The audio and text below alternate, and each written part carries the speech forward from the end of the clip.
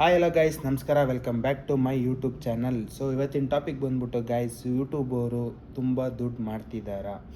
So ತುಂಬ ಅಂದರೆ ಒಂದು ಲೈಫ್ ಸೆಟ್ಲ್ ಆಗ್ಬೋದಾ, ಒಂದು IT ಎಂಪ್ಲಾಯೀಸ್ಗಿಂತ ಜಾಸ್ತಿ ಅರ್ನ್ ಮಾಡ್ಬೋದಾ ಅಂತ ಒಂದಷ್ಟು ಕ್ವಶನ್ಗಳು. ಸೊ ಇದನ್ನೆಲ್ಲ ಆಲ್ಮೋಸ್ಟ್ ಎಲ್ಲ ರಿಸರ್ಚ್ ಮಾಡಿರ್ತೀರ ಯೂಟ್ಯೂಬಲ್ಲಾಗಲಿ, ಗೂಗಲಲ್ಲಾಗಲಿ, ChatGPT, AI, ಜೆಮಿನಿ ಇದರಲ್ಲೆಲ್ಲ ರಿಸರ್ಚ್ ಮಾಡ್ತಾ ಇರ್ತೀರ. ಸೊ ಅದಕ್ಕೊಂದು ಕ್ಲಾರಿಟಿ ಕೊಡೋಣ ಅಂತ ಇವತ್ತು ಬಂದಿರೋ ಅಂಥದ್ದು ವೀಡಿಯೋಗೆ. ಸೊ ಇವತ್ತಿನ ವೀಡಿಯೋ ಗೈಸ್ ಸಿಂಪಲ್ಲು. ಸೊ ಅವರೆಲ್ಲ ಹೇಗೆ ದುಡ್ಡು ಮಾಡ್ತಿದ್ದಾರೆ? ಸೊ ನೀವು ಇವಾಗ ಏನು ಮಾಡ್ತೀರಾ, ಅವ್ರದ್ದು ಒಂದು ವೀಡಿಯೋ ಅಂದರೆ ಇವಾಗ ಫಾರ್ ಎಕ್ಸಾಂಪಲ್ ಇವಾಗ ನಂದು ಯೂಟ್ಯೂಬ್ ಅರ್ನಿಂಗ್ಸ್ ರಿವೀಲ್ ಮಾಡ್ತಾ ಇದ್ದೀನಿ ವಿತ್ ಪ್ರೂಫ್ ಅಂತ ಒಂದು ಅಪ್ಲೋಡ್ ಮಾಡ್ತೀನಿ. ಸೊ ನಾನು ಅರ್ನಿಂಗ್ಸ್ ಎಷ್ಟಾಗ್ತಿದೆ ಎಲ್ಲ ಒಂದು ವೀಡಿಯೋ ಮಾಡಿಬಿಡ್ತೀನಿ. ಸೊ ಅದರಲ್ಲಿ ಒಂದಷ್ಟು ವ್ಯೂಸ್ಗಳು ಹೋಗುತ್ತೆ. So okay fine. ಇವಾಗ ಅದೊಂದು ವೀಡಿಯೋ ನೋಡಿ ಹೆಂಗೆ ಮೋಟಿವೇಟ್ ಆಯ್ತೀರಾ ನೀವು? ಸೊ ಸಿಂಪಲ್ ಗೈಸ್, ಅದೊಂದು ವೀಡಿಯೋಕ್ಕಿಂತ ಹಿಂದೆ ಎಷ್ಟು ಹಾರ್ಡ್ ವರ್ಕ್ ಮಾಡಿದ್ದಾರೆ ಅನ್ನೋದು ಫಸ್ಟು ನೋಡಬೇಕಾಗುತ್ತೆ ನೀವು. ಸೊ ಹಾರ್ಡ್ ವರ್ಕ್ ಎಷ್ಟು ಮಾಡಿರ್ತಾರೆ, ಆಮೇಲೆ ಎಷ್ಟು ವರ್ಷದಿಂದ ಅವರು ಕನ್ಸಿಸ್ಟೆನ್ಸಿ ಮೇಂಟೈನ್ ಮಾಡಿದ್ದಾರೆ, ಪ್ಲಸ್ ಯಾವಾಗಿಂದ ಅವರು ಅಂದರೆ ಬರೀ ಯೂಟ್ಯೂಬಿಂದನೇ ಗ್ರೋತ್ ಆಗಿರೋದ ಅಥವಾ ಬ್ಯಾಕ್ಸ್ ಅಂದರೆ ಅದ್ರ ಸಪೋರ್ಟಾಗಿ ಲೈಕ್ ಇನ್ಸ್ಟಾಗ್ರಾಮಿಂದ ಬಂದಿರೋದ ಅಥವಾ ಟಿಕ್ಟಾಕ್ ಟೈಮಿಂದನೂ ಅವರು ಫ್ಯಾನ್ಸ್ ಫಾಲೋಯಿಂಗ್ ಇದೆಯಾ, ಹೆಂಗೆ ಇದನ್ನೆಲ್ಲ ರಿಸರ್ಚ್ ಮಾಡಬೇಕಾಗುತ್ತೆ. ಸೊ ಇವಾಗ ಕೆಲವೊಬ್ರನ್ನ ನೀವು ತಗೊಂಡ್ರೆ, ಸೊ ನಾನು ಹೆಸರು ತಗೊಳ್ಳಲ್ಲ, ಸೊ ಕೆಲವೊಬ್ರು ಇವಾಗ ಕನ್ನಡ ಕ್ರಿಯೇಟರ್ಸ್ ತುಂಬ ಜನ ಇದ್ದಾರೆ. ಸೊ ಅದ್ರಲ್ಲಿ ಕೆಲವೊಬ್ರನ್ನ ತಗೊಂಡ್ರೆ ಸೊ ಅವ್ರು ಟಿಕ್ಟಾಕ್ ಟೈಮಿಂದನೂ ಗೈಸ್ ಅವರು ಇದು ಮಾಡ್ಕೊತಾ ಬರ್ತಿದ್ದಾರೆ. ಸೊ ವೀಡಿಯೋಸ್ ಆಗಲಿ, ಒಂದು ಎಂಟರ್ಟೈನ್ಮೆಂಟ್ ಆಗಲಿ, ಸೊ ಅದರಿಂದನೂ ಎಲ್ಲ ತುಂಬ ಅವ್ರಿಗೆ ಫ್ಯಾನ್ಸ್ ಫಾಲೋಯಿಂಗ್ ಜಾಸ್ತಿ ಆಗಿದೆ. ಸೊ ಅದಾದಮೇಲೆ ಟಿಕ್ಟಾಕ್ ಬ್ಯಾನ್ ಆಗುತ್ತೆ ಇಂಡಿಯಾದಲ್ಲಿ. ಅವಾಗ ಏನಾಗುತ್ತೆ, ಆಲ್ಟರ್ನೇಟಿವ್ ಅಂದ್ಬಿಟ್ಟು ಇನ್ಸ್ಟಾಗ್ರಾಮಿಗೆ ಬರ್ತಾರೆ ಅವರೆಲ್ಲ. ಇನ್ಸ್ಟಾಗ್ರಾಮಿಗೆ ಬಂದ್ಬಿಟ್ಟು ಇನ್ಸ್ಟಾಗ್ರಾಮಲ್ಲಿ ಆ್ಯಕ್ಟಿವ್ ಆಗೋಕ್ಕೆ ಟ್ರೈ ಮಾಡ್ತಾರೆ. ಇನ್ಸ್ಟಾಗ್ರಾಮಲ್ಲಿ ಫಾಲೋವರ್ಸ್ನ ಗೇನ್ ಮಾಡ್ಕೊಳಕ್ಕೆ ಸ್ಟಾರ್ಟ್ ಮಾಡ್ತಾರೆ. ಫಾಲೋವರ್ಸ್ ಗೇನ್ ಮಾಡ್ಕೊಂಡು ಅದರಲ್ಲಿ ಒಂದಷ್ಟು ದಿನ ಒಳ್ಳೆ ಫಾಲೋವರ್ಸ್ನ ಗೇನ್ ಮಾಡಿ, ಸೊ ಅದಾದಮೇಲೆ ಯೂಟ್ಯೂಬಿಗೆ ಬರೋ ಅಂಥದ್ದು. ಯೂಟ್ಯೂಬಿಗೆ ಬಂದಾಗ ಅವ್ರ ಟ್ಯಾಲೆಂಟ್ ಏನಿದೆಯೋ, ಡೈಲಿ ವ್ಲಾಗ್ಸು ಅಥವಾ ಅವ್ರದ್ದು ಏನೋ ಒಂದು ವ್ಲಾಗಿಂಗು, ಬೈಕಲ್ಲಿ ಟ್ರಾವೆಲ್ ಮಾಡೋದು ಅಥವಾ ಟ್ರಾವೆಲ್ ವ್ಲಾಗ್ಸು, ಈ ಥರ ಸುಮಾರು ಥರ ವೀಡಿಯೋಸ್ ಮಾಡಿ ಬಿಟ್ಟು ಅವರು ಅದರಿಂದ ಅರ್ನಿಂಗ್ಸ್ ಮಾಡೋಕ್ಕೆ ಸ್ಟಾರ್ಟ್ ಮಾಡ್ತಾರೆ. ಇನ್ನು ಕೆಲವೊಬ್ಬರು ಪಾಡ್ಕ್ಯಾಸ್ಟು, ಇಂಟರ್ವ್ಯೂಸು, ಈ ಥರ ಅವ್ರ ಸ್ಕಿಲ್ ಯಾವುದ್ರ ಮೇಲೆ ಇದೆಯೋ, ಅವ್ರಿಗೆ ಯಾವುದ್ರ ಕಡೆ ಕಾನ್ಸಂಟ್ರೇಟ್ ಅಂದರೆ ಟ್ಯಾಲೆಂಟ್ ಇದ್ದಾರೋ ಕಾನ್ಸಂಟ್ರೇಟ್ ಮಾಡೋಕ್ಕಾಗುತ್ತೋ, ಸೊ ಅವ್ರಿಗೆ ಯಾವುದನ್ನು ಫುಲ್ಫಿಲ್ಲಾಗಿ ಇನ್ಫಾರ್ಮೇಷನ್ ಕೊಡೋಕ್ಕಾಗುತ್ತೋ ಅವ್ರ ಮೇಲೆ ಅಂದರೆ ಆ ಕಾನ್ಸೆಪ್ಟ್ ಮೇಲೆ ಟಾರ್ಗೆಟ್ ಮಾಡಿ ಫುಲ್ಫಿಲ್ ಮಾಡೋ ಅಂಥದ್ದು. ಸೊ ಇದು ಬಂದು ಸುಮಾರು ವರ್ಷದಿಂದ ನಡೆದಿರುತ್ತೆ ಗೈಸ್. ಇವಾಗ ಟಿಕ್ಟಾಕ್ ಟೈಮಿಂದನೂ ಒಂದೇ. ಸೊ ಟಿಕ್ಟಾಕಲ್ಲಿ ಇವಾಗ ಆಲ್ಮೋಸ್ಟ್ ಎಷ್ಟೋ ಜನಕ್ಕೆ 1 ಮಿಲಿಯನ್ ಫಾಲೋವರ್ಸ್ ಎಲ್ಲ ಆಗಿದ್ರು ಬ್ಯಾನ್ ಆಗೋ ಟೈಮಲ್ಲಿ. 1 ಮಿಲಿಯನ್, 2 ಮಿಲಿಯನ್, 3 ಮಿಲಿಯನ್ ಇಲ್ಲ. ಅವರೆಲ್ಲ ಏನು ಮಾಡಿದ್ರು, ಇನ್ಸ್ಟಾಗ್ರಾಮಿಗೆ ಪುಲ್ ಮಾಡ್ಕೊಂಡ್ರು. ಆ ವ್ಯೂವರ್ಸ್ನ, ಆ ಸಬ್ಸ್ಕ್ರೈಬರ್ಸ್ನ, ಆ ಫಾಲೋವರ್ಸ್ನ ಇನ್ಸ್ಟಾಗ್ರಾಮಿಗೆ ಪುಲ್ ಮಾಡ್ಕೊಂಡ್ರು. ಸೊ ಇವಾಗ 1 ಮಿಲಿಯನ್ ಇರುತ್ತೆ ಅಂದ್ಕೊಳ್ಳಿ, ಇನ್ಸ್ಟಾಗ್ರಾಮಿಗೆ ಬಂದಿದ ತಕ್ಷಣ 1 ಮಿಲಿಯನ್ ಆಗಲ್ಲ.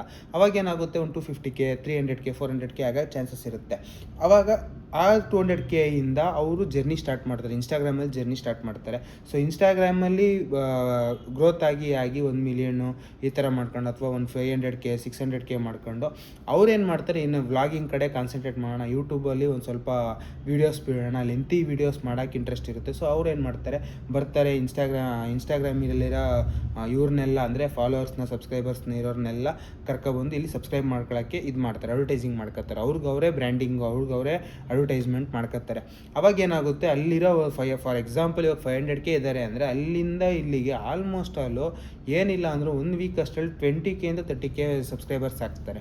ಆವಾಗ ಅವರು ಫಸ್ಟ್ ವೀಡಿಯೋ ಬಿಟ್ಟಿದ ತಕ್ಷಣ ಏನಾಗುತ್ತೆ, ಸಿಂಪಲ್ಲಾಗಿ ಆಲ್ಮೋಸ್ಟ್ ಅಲ್ಲೂ 2000 ಅಥವಾ 1000 ವಾಚ್ ಅವರ್ಸ್ ಕಂಪ್ಲೀಟ್ ಮಾಡ್ತಾರೆ. ಅದಕ್ಕೆ ಅವರು ಆಲ್ಮೋಸ್ಟ್ 1 ವೀಕಲ್ಲಿ ಅವ್ರದ್ದು ಮಾನಿಟೈಸೇಷನ್ ಸ್ಟಾರ್ಟ್ ಆಗೋಗುತ್ತೆ. ಈಗ ಸಿಂಪಲ್ಲು ಮಾನಿಟೈಸೇಷನ್ ಸ್ಟಾರ್ಟ್ ಆದಮೇಲೆ ಅವರು ರಿಯಲ್ ವೀಡಿಯೋಸ್ ಬಿಡೋಕ್ಕೆ ಸ್ಟಾರ್ಟ್ ಮಾಡ್ತಾರೆ. ಇವಾಗ ಏನಾಗುತ್ತೆ ಅಂದರೆ ಅವ್ರಿಗೊಂದು ಮೋಟಿವೇಟ್ ಏನಂದರೆ, ಅವ್ರು 1 ವೀಕಲ್ಲಿ ಮಾನಿಟೈಸೇಷನ್ ಆನ್ ಮಾಡ್ಕೊಂಡಾಗ ಅವ್ರಿಗೊಂಥರ ಖುಷಿ ಆಗುತ್ತೆ, ಅರ್ನಿಂಗ್ಸ್ ಆಗ್ತಾ ಇರುತ್ತೆ ಡಾಲರ್ಸ್ ಲೆಕ್ಕದಲ್ಲಿ. ಸೊ ಅರ್ನಿಂಗ್ಸ್ ಆಗಲಿ ಅಂತ ಇನ್ನು ನೆಕ್ಸ್ಟ್ ಲೆವೆಲಲ್ಲಿ ವೀಡಿಯೋ ಮಾಡೋಕ್ಕೆ ಸ್ಟಾರ್ಟ್ ಮಾಡ್ತಾರೆ.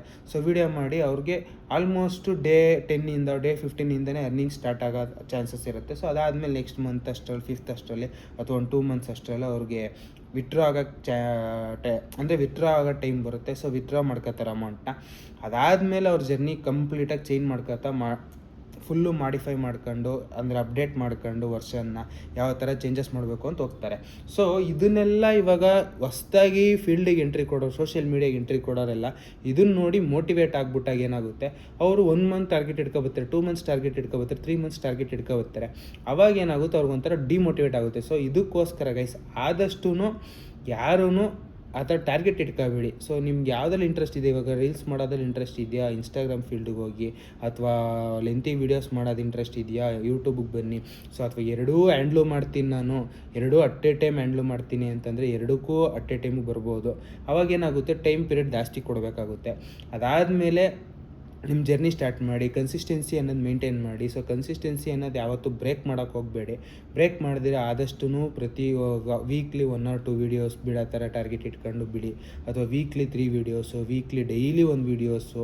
ಈ ಥರ ನಿಮ್ಮ ಖುಷಿ ಗೈಸ್, ನಿಮ್ಮ ಖುಷಿ ಹೇಗಿರುತ್ತೋ ಸೊ ಆ ರೀತಿ ನಿಮ್ಮ ಕನ್ಸಿಸ್ಟೆನ್ಸಿ, ನಿಮ್ಮ ಟೈಮ್ ಪೀರಿಯಡ್ ಹೇಗಿರುತ್ತೋ ಅದ್ರ ಮೇಲೆ ವೀಡಿಯೋಸ್ ಮಾಡ್ಕೊಂಡು ಅಪ್ಡೇಟ್ ಅಂದರೆ ಅಪ್ಲೋಡ್ ಮಾಡ್ಕೊಂಡು ಬಂದಾಗ ಒಂದಷ್ಟು ಅರ್ನಿಂಗ್ಸ್ ಆಗೋ ಅಂಥ ಚಾನ್ಸಸ್ ಇರುತ್ತೆ. ಇವಾಗ ನಾನು ಫಾರ್ ಎಕ್ಸಾಂಪಲ್, ಇವಾಗ ನಾನು ಫ್ರೆಶ್ ಆಗಿ ಯೂಟ್ಯೂಬ್ಗೆ ಬಂದಿರೋ ಅಂತ, ನಾನು ಇನ್ಸ್ಟಾಗ್ರಾಮಲ್ಲೂ ಇರಲಿಲ್ಲ, ಟಿಕ್ಟಾಕ್ ಟೈಮಿಂದನೂ ಏನೂ ಇರಲಿಲ್ಲ. ಸೊ ನನಗೆ ಕ್ಯಾಮ್ರಾ ಫಿಯರ್ ಇದೆ, ನನಗೆ ವೀಡಿಯೋಸ್ ಹೇಗೆ ಬರುತ್ತೆ ಗೊತ್ತಿಲ್ಲ. ಸೊ ಓಕೆ, ಒಂದು ಟ್ರೈ ಕೊಡೋಣ ಅಂತ ಮಾಡಿದೆ. ಇವಾಗ 5K ಆಲ್ಮೋಸ್ಟ್ ನಿಯರ್ಲಿ 4.5K ಆಗಿದ್ದಾರೆ. ಸೊ ಒಂದು ಸ್ವಲ್ಪ ಇನ್ನೊಂದು ಮಂತ್ ಅಷ್ಟರಲ್ಲೇ ಆಲ್ಮೋಸ್ಟ್ 5K ಕಂಪ್ಲೀಟ್ ಆಗ್ತಾರಂತ ಒಂದು ಹೋಪ್ಸ್ ಇದೆ. ಸೊ ನನಗೆ ಗೊತ್ತಿರಲಿಲ್ಲ, ಓಕೆ ನನ್ನ ವೀಡಿಯೋಸ್ಗೂ ಸಬ್ಸ್ಕ್ರೈಬ್ ಆಯ್ತಾರೆ, ನನ್ನ ವೀಡಿಯೋಸ್ಗೂ ವ್ಯೂಸ್ ಬರುತ್ತೆ, 200 ವ್ಯೂಸು, 300 ವ್ಯೂಸು, 1000 ವ್ಯೂಸು, 2000 ವ್ಯೂಸು ಎಲ್ಲ ಬರುತ್ತೆ ಅಂತ ನನಗೆ ಗೊತ್ತಿರಲಿಲ್ಲ. ನಾನೇನೋ ಒಂದು ಕ್ರಿಯೇಟಿವ್ ಆಗಿ ಮಾಡೋಣ ಅಂತ ಮಾಡಿರೋ ಅಂಥದ್ದು. ಇವಾಗ ಸಿಂಪಲಾಗಿ ಹೇಳ್ತೀನಿ ಗೈಸ್, ಇವಾಗ ನಾನು ಕೂಡ ಫಸ್ಟು ನಾನು ಸ್ಟಾರ್ಟ್ ಮಾಡಿದಾಗ 1 ಮಂತ್ ಅಷ್ಟರಲ್ಲಿ ನನಗೆ ರೀಚ್ ಆಗಿಬಿಡ್ಬೇಕು, 1 ಮಂತ್ ಅಷ್ಟರಲ್ಲಿ ನನ್ನ ವೀಡಿಯೋಸ್ ಎಲ್ಲ 100K 200K ಓಡಬೇಕು, 10K 20K ಓಡಬೇಕು, ಅರ್ನಿಂಗ್ ಸ್ಟಾರ್ಟ್ ಮಾಡಿಬಿಡ್ಬೇಕು ಅಂತ ನಾನು ಆ ಥರ ಟಾರ್ಗೆಟ್ ಫಿಕ್ಸ್ ಬಂದಿದ್ದಾಗ ಏನಾಗುತ್ತೆ, ಅವಾಗ ನಂಗೆ ಡಿಮೋಟಿವೇಟ್ ಆಗಿ ಸ್ಟಾರ್ಟ್ ಆಗುತ್ತೆ. 1 ಮಂತ್ ಆಯ್ತಿದ್ದಂಗೆ ನನಗೆ ಡಿಮೋಟಿವೇಟ್ ಆಗಿ, ಲೈಕ್ ನನಗೇನು ಅರ್ನಿಂಗ್ಸ್ ಬರ್ತಾಯಿಲ್ಲ, ಓಕೆ ಫೈನ್, ನಾನು ಇಲ್ಲಿಗೆ ಸ್ಟಾಪ್ ಮಾಡೋಣ, ಆಗ್ತಿಲ್ಲ ಅಂತ ಒಂಥರ ಆಗುತ್ತೆ. ನಾನು ಇವಾಗ ಏನು ಮೈಂಡ್ ಸೆಟ್ಟು, ಸೊ ಓಕೆ ನನಗೆ ಎಷ್ಟು ದಿನ ಆಗುತ್ತೋ ಗೊತ್ತಿಲ್ಲ, ನಾನು ಮೆಂಟಲ್ ಫಿಕ್ಸ್ ಆಗಿದ್ದೀನಿ, ಮಾನಿಟೈಸೇಷನ್ ಆಗೋಕ್ಕೆ ಎಷ್ಟು ದಿನ ತಗೊಳುತ್ತೋ ಗೊತ್ತಿಲ್ಲ, ನನ್ನ ಕೈಲಿ ಎಷ್ಟಾಗುತ್ತೋ ಅಷ್ಟು ವೀಡಿಯೋಸ್ ಕೊಡಬೇಕು, ಪ್ರತಿದಿನ ಒಂದು ವೀಡಿಯೋ ಅಪ್ಲೋಡ್ ಮಾಡಲೇಬೇಕು. ನಾನು 1 year ಟಾರ್ಗೆಟ್ ಅಂತ ತಗೊಂಡಿದ್ದೀನಿ. ಆಲ್ಮೋಸ್ಟ್ ನಾನು ಸ್ಟಾರ್ಟ್ ಮಾಡಿದಾಗ 100 days ಟಾರ್ಗೆಟ್ ತಗೊಂಡಿದ್ದೆ. ಸೊ 100 days ಕಂಪ್ಲೀಟ್ ಆಗಿದೆ. ಸೊ ಆಲ್ಮೋಸ್ಟ್ ಇವಾಗ 130 ಪ್ಲಸ್ ಡೇಸ್ ಕಂಪ್ಲೀಟ್ ಆಗ್ತಿದೆ. ಆಲ್ಮೋಸ್ಟ್ 150 days ಖಾಲಿ ಇಡ್ತಾ ಇದ್ದೀನಿ. So daily videos, daily upload ಮಾಡೋ ಅಂಥದ್ದು. ಸೊ ನಾನು ಬಂದಿದ್ದು ಕಾರಣ ಬಂದ್ಬಿಟ್ಟು ವ್ಲಾಗ್ಸ್ ಮಾಡೋದು ಒಂದು ಸ್ವಲ್ಪ ಕಷ್ಟ ಅನ್ನಿಸ್ತು ಗೈಸ್. ಯಾಕೆ ಅಂದರೆ ನನ್ನ ಡೈಲಿ ರೊಟೀನ್ ಬಂದ್ಬಿಟ್ಟು ಆ್ಯಸ್ ಇಟ್ ಈಸ್ ಸೇಮ್ ಇರುತ್ತೆ. ಇವಾಗ ರೀಸೆಂಟ್ ಡೇಸಲ್ಲಿ ಒಂದು ಸ್ವಲ್ಪ ಚೇಂಜಸ್ ಆಗಿದೆ. ಸೊ ಅದನ್ನು ಆಲ್ಮೋಸ್ಟ್ ವ್ಲಾಗ್ ರೂಪದಲ್ಲಿ ನಿಮಗೆ ತೋರ್ಸೋಕ್ಕೆ ಟ್ರೈ ಮಾಡ್ತೀನಿ ಮುಂದಕ್ಕೆ. ಸೊ ಅದು ಆ ವೀಡಿಯೋಸ್ ಯಾವಾಗಿಂದ ಸ್ಟಾರ್ಟ್ ಆಗುತ್ತೆ ನನಗೆ ನಿಜವಾಗ್ಲೂ ಗೊತ್ತಿಲ್ಲ. ಸೊ ಆದಷ್ಟು ಬೇಗ ಸ್ಟಾರ್ಟ್ ಮಾಡ್ತೀನಿ. ಸೊ ಈ ಥರ ಇವಾಗ ನಾನು ಆ ಥರ ಟಾರ್ಗೆಟ್ ಬಂದಾಗ ಈ ಥರ ಎಲ್ಲ ಕನ್ಫ್ಯೂಷನ್ಸ್ ಆಗುತ್ತೆ. ಸೊ ಅವ್ರು ತುಂಬ ದುಡ್ಡು ಮಾಡ್ತಿದ್ದಾರೆ. ಹೌದು ಗೈಸ್, ಮಾಡ್ತಾರೆ, ಕೆಲವೊಬ್ಬರು ಮಾಡ್ತಿದ್ದಾರೆ. ಸೊ ಇವಾಗ ನೀವು ಯೂಟ್ಯೂಬ್ ಓಪನ್ ಮಾಡಿದ್ರೆ ನಿಮಗೆ 100,000 ಅಕೌಂಟ್ಗಳು ಸಿಗ್ಬೋದು. ಬರೀ ಕನ್ನಡ ಅಂತ ತಗೊಂಡ್ರು ಒಂದು 10,000 ಜನ ಅಥವಾ 5,000 ಜನ ಕ್ರಿಯೇಟರ್ಸ್ ಸಿಗ್ಬೋದು. ಅದರಲ್ಲಿ ನಿಮಗೆ ಲೈಕ್ 100 people 200 people ಸಕ್ಸಸ್ಸಲ್ಲಿ ಅಂದರೆ ಸಕ್ಸಸ್ ಆಗಿರೋರು ಸಿಗ್ತಾರೆ. ಅವ್ರನ್ನ ನೋಡಿ ಮೋಟಿವೇಟ್ ಆಗಿ ನೀವು ಬೇಜಾರಿಲ್ಲ. ಬಟ್ ಅದನ್ನು ಒಂದು ಟೈಮ್ ಲಿಮಿಟ್ ಅಂತ ತಗೊಂಡು, ಸೊ ನಾನು ಈ ಟೈಮ್ ಲಿಮಿಟ್ ಅಷ್ಟಲ್ಲಿ ನಾನು ಇದು ಮಾಡಬೇಕು, ಹೌದು ಅದೊಂದು ಟಾರ್ಗೆಟ್ ಇರಬೇಕು, ಹೌದು ಒಪ್ಕೊತೀನಿ. ಬಟ್ ಡಿಮೋಟಿವೇಟ್ ಆಗೋಕ್ಕೆ ಇದಾಗಬೇಡಿ. ಸೊ ಡಿಮೋಟಿವೇಟ್ ಆದಷ್ಟು ಏನಾಗುತ್ತೆ, ನಿಮ್ಗೆ ಇಂಟ್ರೆಸ್ಟ್ ಹೋಗ್ಬಿಡುತ್ತೆ. ಇಂಟ್ರೆಸ್ಟ್ ಹೋದಾಗ ಲೈಕ್ ನನಗೆ ವೀಡಿಯೋಸ್ ಮಾಡೋದೇ ಬೇಡ, ಇನ್ನು ಮುಂದಕ್ಕೆ ಬಿಟ್ಬೋಣ ಕಂಪ್ಲೀಟಾಗಿ ಅಂತ ಒಂದು ರಾಂಗ್ ಡಿಸಿಷನ್ ತಗೊಳ್ಳೋ ಸ್ಟೇಜಿಗೆ ಹೋಗ್ಬಿಡ್ತೀರಾ. ಅದಕ್ಕೋಸ್ಕರ ಆದಷ್ಟು ನಿಮ್ಮ ಟೈಮ್ ಲಿಮಿಟ್ನ ಇಟ್ಕೊಳ್ಳಿ. ಆದಷ್ಟು ಆ ಟೈಮ್ ಲಿಮಿಟ್ ಅಷ್ಟಲ್ಲಿ ಮುಗ್ಸೋಕ್ಕೆ ಟ್ರೈ ಮಾಡಿ. ಬಟ್ ಅದು ಟೈಮ್ ಲಿಮಿಟ್ ಅಷ್ಟಲ್ಲಿ ಕಂಪ್ಲೀಟ್ ಆಗಿಲ್ಲ ಅಂದಾಗ ನೀವು ಬ್ಯಾಕ್ ಟು ಫಾರ್ಮ್ ಅಂದರೆ ತಿರ್ಗಾ ನೀವು ಬೆಳೆಯೋಕ್ಕೆ, ನೀವು ಇನ್ನೂ ಏನಾರು ಅಪ್ಡೇಟ್ ಆಗೋಕ್ಕೆ ಟ್ರೈ ಆಗಿ ಹೊರತು ಡಿಮೋಟಿವೇಟ್ ಆಗಿ ವಾಪಸ್ ಬರೋಕ್ಕೆ ಟ್ರೈ ಮಾಡಿಬಿಡ್ಬೇಡಿ. ಸೊ ಅವರು ತುಂಬ ಜನ ಗೈಸ್, ನಿಜವಾಗ್ಲೂ ಹೇಳ್ತೀನಿ, ಲೈಕ್ 2 years 3 yearsವರೆಗೂ ₹1 ಆದಾಯ ಇಲ್ದಿರೋ ಯೂಟ್ಯೂಬಿಂದ ಕಷ್ಟ ಬಿದ್ದಿರೋರು ಇದ್ದಾರೆ. ಕೆಲವೊಬ್ಬರು 1 ಮಂತ್ಗೆ ಅಂದರೆ ಸ್ಟಾರ್ಟಿಂಗ್ ಯೂಟ್ಯೂಬ್ಗೆ ಎಂಟ್ರಿ ಆಗಿದ ತಕ್ಷಣ 1 ಮಂತ್ಗೆ ಸಕ್ಸಸ್ ಆಗಿರೋರು ಇದ್ದಾರೆ, without any back support, background ಅಥವಾ ಇನ್ಸ್ಟಾಗ್ರಾಮಿನ ಫಾಲೋವರ್ಸು ಇದು ಮಾಡ್ಕೊಳ್ಳೋದು, ಈ ಥರ ಎಲ್ಲ ಇಲ್ದಿರ ಆಗಿರೋರು ತುಂಬ ಜನ ಇದ್ದಾರೆ. ಬಟ್ ಡಿಮೋಟಿವೇಟ್ ಆಗಬೇಡಿ. ಸೊ ಇವಾಗ ಕಾನ್ಸೆಪ್ಟ್ ಬಂದ್ಬಿಟ್ಟು ಗೈಸ್, ಇವಾಗ ನಾನು ಓಕೆ ಯೂಟ್ಯೂಬರು ತುಂಬ ದುಡ್ಡು ಮಾಡ್ತಿದ್ದಾರೆ ಅಂತಲೂ ಹೇಳ್ಬೋದು. ಕೆಲವೊಬ್ಬರು ಕೈಲಿ ಆಗಿಲ್ಲ, ಕೆಲವೊಬ್ಬರು ಅರ್ಧಕ್ಕೇ ನಿಲ್ಲಿಸ್ಬಿಟ್ಟು ಹೋಗಿದ್ದಾರೆ ಎಷ್ಟೋ ಜನ. ಸೊ ನನ್ನ ಕೈಲಿ ಆಗಲ್ಲ ಇದು ಇನ್ನು ಕಂಪ್ಲೀಟ್ ಮಾಡೋಕ್ಕೆ, ಲೈಕ್ ಇದನ್ನು ರೀಚ್ ಆಗೋಷ್ಟ್ರಲ್ಲಿ ನಾನು ಬೇರೆ ಏನಾದರೂ ಮಾಡ್ಬೋದು ಅನ್ನೋ ಥರ ಮೈಂಡ್ಸೆಟ್ ಇಟ್ಕೊಂಡು ಹೋಗಿದ್ದಾರೆ. ಸೊ ಕನ್ಸಿಸ್ಟೆನ್ಸಿ ಮೇಂಟೈನ್ ಮಾಡ್ಕೊತಾ ಹೋದರೆ ನೀವು ಕೂಡ ಒಂದಲ್ಲ ಒಂದು ದಿನ ಅದರಿಂದ ಅರ್ನಿಂಗ್ಸ್ ಮಾಡ್ಬೋದು. ಅದಾದಮೇಲೆ ಇನ್ನೂ ಒಂದು ಟಾಪಿಕ್ ಏನು ಅಂದರೆ ಎಂಪ್ಲಾಯೀಸು, ಅಂದರೆ IT ಎಂಪ್ಲಾಯೀಸ್ ಈ ಥರ ಎಂಪ್ಲಾಯೀಸ್ ದುಡಿಯೋಕ್ಕಿಂತ ಜಾಸ್ತಿ ದುಡಿಬೋದಾ, ಅದು ನಿಮ್ಮ ಟ್ಯಾಲೆಂಟ್ ಮೇಲೆ ಹೋಗುತ್ತೆ ಗೈ. ಸಿಂಪಲ್, ನಿಮ್ಮ ಟ್ಯಾಲೆಂಟ್ ಮೇಲೆ ಹೋಗುತ್ತೆ. ಇವಾಗ ಕೆಲವೊಬ್ಬರು ಒಂದೊಂದು ವೀಡಿಯೋಗೇನೆ ಲ್ಯಾಕ್ಸ್ ಟುಗೆದರ್ ದುಡಿದಿದ್ದೀನಿ ಅಂತ ಯೂಟ್ಯೂಬಲ್ಲಿ ಬಿಟ್ಟಿದ್ದಾರೆ. ಬಟ್ ಅದು ಸುಳ್ಳು ಅಂತ ನಾನು ಹೇಳಲ್ಲ. ಹೌದು ದುಡಿತಾರೆ, ದುಡಿಯೋಕ್ಕಾಗೋದೇ ಇಲ್ಲ ಅಂತ ನಾನು ಹೇಳಲ್ಲ. ಬಟ್ ಅವ್ರ ಟ್ಯಾಲೆಂಟ್ ಅದು. ಆಮೇಲೆ ಏನಾದ್ರು ಕ್ರಿಯೇಟಿವ್ ಆಗಿ ಕೊಟ್ಟಿರ್ತಾರೆ, ಏನಾದರೂ ಯೂನಿಕಾಗಿ ಮಾಡಿರ್ತಾರೆ. ಸೊ ಅದಕ್ಕೋಸ್ಕರ. ಸೊ ಇವಾಗ ಫಾರ್ ಎಕ್ಸಾಂಪಲ್ ಡಾಕ್ಟರ್ ಬ್ರೋ ಅಂತ ತಗೊಂಡಾಗ ಅವರು ಎಷ್ಟು ಕಷ್ಟ ಬಿದ್ದು ಬೇರೆ ಬೇರೆ ಕಡೆ ಬೇರೆ ಬೇರೆ ದೇಶಕ್ಕೆ ಹೋಗಿ ವೀಡಿಯೋಸ್ ಮಾಡಿಬಿಟ್ಟಿದ್ದಾರೆ. ಸೊ ಅವ್ರು ದುಡಿಯೋದ್ರಲ್ಲಿ ಯಾವುದೇ ಥರ ತಪ್ಪಿಲ್ಲ. ದುಡಿತಾರೆ ಅಂದರೆ ಅವರು ಅಷ್ಟು ರಿಸ್ಕ್ ತಗೊಂಡು ಮಾಡೋದ್ರಿಂದ ಅವ್ರಿಗೆ ಅಂದರೆ ಅವ್ರಿಗೆ ಇನ್ಕಮ್ಮು ಹಂಗೆ ಬರ್ತಿದೆ ಅಷ್ಟೇ ಗೈ. ಸಿಂಪಲ್. ನೀವು ಯೂನಿಕಾಗಿ ಏನಾದರೂ ಒಂದು ಕೊಡೋಕ್ಕೆ ಟ್ರೈ ಮಾಡಿ. ಸೊ 100% ನೀವು ಕೂಡ ಒಂದಿನ ಸಕ್ಸಸ್ ಆಗ್ತೀರಾ. ನಿಮಗೂ ಅರ್ನಿಂಗ್ ಸ್ಟಾರ್ಟ್ ಆಗುತ್ತೆ. IT ಎಂಪ್ಲಾಯೀಸ್ಗಿಂತನೂ ಜಾಸ್ತಿ ಅರ್ನಿಂಗ್ಸ್ ಮಾಡೋಕ್ಕೆ ಚಾನ್ಸಸ್ ಇರುತ್ತೆ. ಬಟ್ ಇನ್ನೂ ಒಂದೇನು ಹೇಳ್ತೀನಿ ಅಂದರೆ, ಇನ್ಫ್ಲೂಯೆನ್ಸರ್ಸು ಮತ್ತು ಕ್ರಿಯೇಟರ್ಸು ಬಂದ್ಬಿಟ್ಟು ಬರೀ ಯೂಟ್ಯೂಬ್ ಅರ್ನಿಂಗ್ಸ್ನೇ ನಂಬ್ಕೊಂಡಿದ್ದಾರೆ ಅಂತ ಹೇಳೋದು ಆಲ್ಮೋಸ್ಟ್ ಆಲು ತಪ್ಪು ಗೈಸ್. ಬರೀ ಯೂಟ್ಯೂಬ್ ಇನ್ಕಮ್ನೇ ಏನು ನಂಬ್ಕೊಂಡಿಲ್ಲ.